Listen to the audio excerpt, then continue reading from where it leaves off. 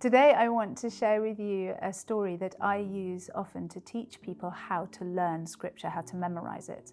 And I don't mean how to learn it rote, as in da da da da da, God so loved the world that he gave his only son. What I mean by it is that we learn the stories by lodging them into our hearts. And then when we remember them or speak them out and share them, they're rich and they're full of life. And so the first step in that process is not to try and drum the words into your head.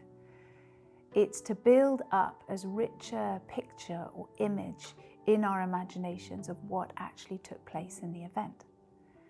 So we take the position of saying, okay, if I had actually been there, if I had been an eyewitness, what would I have seen?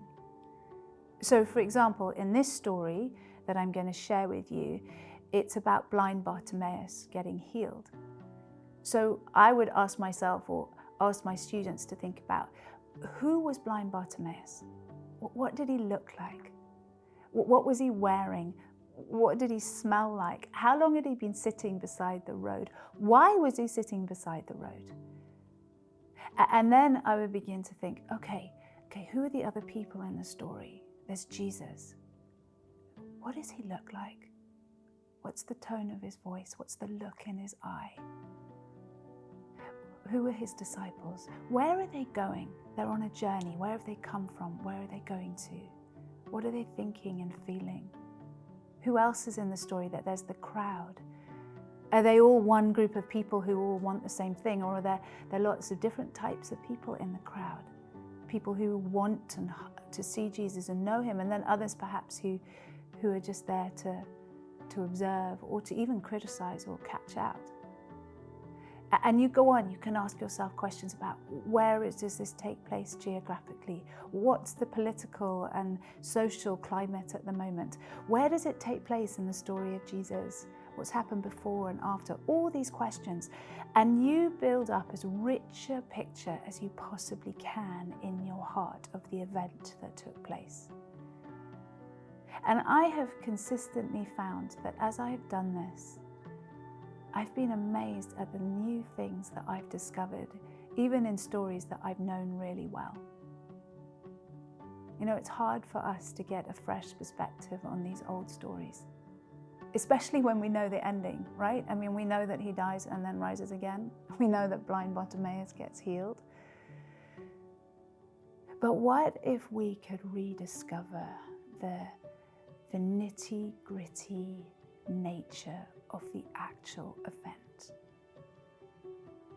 What might we discover about the story? As I share blind Bartimaeus' story with you now, give it a go. Put yourself in that position. If you had been there, what was it actually like? What did you experience? So Jesus and his disciples came to Jericho. As they were leaving the city, a large crowd was with them. And there was a blind man sitting beside the road. His name was Bartimaeus. Bartimaeus means son of Timaeus. When he heard that Jesus of Nazareth was passing by, he began to shout in a loud voice, "Jesus, son of David, have mercy on me!" Now many people commanded him to stop. They said, "Be quiet." But he shouted even louder, "Son of David, have mercy on me." And Jesus stopped. And he said, "Call for him." So they called out to the blind man, "Cheer up, get on your feet. Jesus is calling for you." And Bartimaeus threw his coat to one side. And he jumped to his feet and he came to Jesus. "What do you want me to do for you?" Jesus asked him. And the blind man replied, "Rabbi, I want to be able to see." "Go," Jesus told him. "Your faith has healed you." And right away he could see. And he followed Jesus down the road.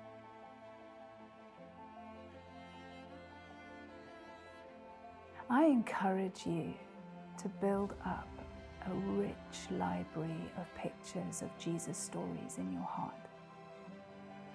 I mean, not only do images last in our memory far longer than words, so that way they nourish us.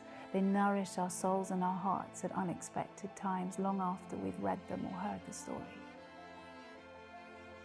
But stories can also express things that words can't. So I encourage you,